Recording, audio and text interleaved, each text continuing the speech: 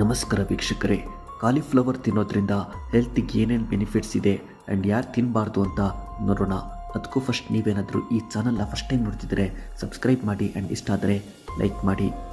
ಕಾಲಿಫ್ಲವರಲ್ಲಿ ಕಡಿಮೆ ಕ್ಯಾಲೋರಿ ಇರುತ್ತೆ. ಇದನ್ನು ತಿನ್ನೋದ್ರಿಂದ ವೆಯ್ಟ್ ಲಾಸ್ ಮಾಡಲು ಸಹಾಯ ಮಾಡುತ್ತದೆ.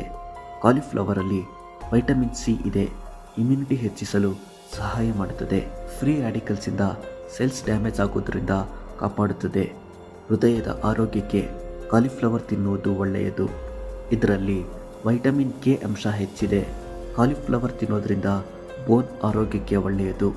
ಕಾಲಿಫ್ಲವರಲ್ಲಿ ಕೋಲಿನ್ ಇದೆ. ಒಳ್ಳೆ ನಿದ್ದೆ ಬರಲು ಕಾಲಿಫ್ಲವರ್ ಸಹಾಯ ಮಾಡುತ್ತದೆ. ಮೆಮೊರಿ ಪವರ್ ಹೆಚ್ಚಿಸಲು ಕಾಲಿಫ್ಲವರ್ ತಿನ್ನುವುದು ಒಳ್ಳೆಯದು. ನ್ಯಾಚುರಲ್ ಆಗಿ ಡಿಟಾಕ್ಸಿಫಿಕೇಷನ್ ಮಾಡಲು ಕಾಲಿಫ್ಲವರ್ ಸಹಾಯ ಮಾಡುತ್ತದೆ. ಕಾಲಿಫ್ಲವರ್ ಯಾರು ತಿನ್ನಬಾರ್ದು ಅಂತ ನೋಡೋದಾದರೆ ಕಿಡ್ನಿ ಸ್ಟೋನ್, ಥೈರಾಯ್ಡ್ ಪ್ರಾಬ್ಲಮ್ ಇರುವವರು ಕಾಲಿಫ್ಲವರನ್ನು ಅವಾಯ್ಡ್ ಮಾಡಬೇಕು. ನೋಡಿದ್ರಲ್ಲ ವೀಕ್ಷಕರೇ, ಕಾಲಿಫ್ಲವರಿಂದ ಏನೇನು ಬೆನಿಫಿಟ್ಸ್ ಇದೆ ಅಂತ.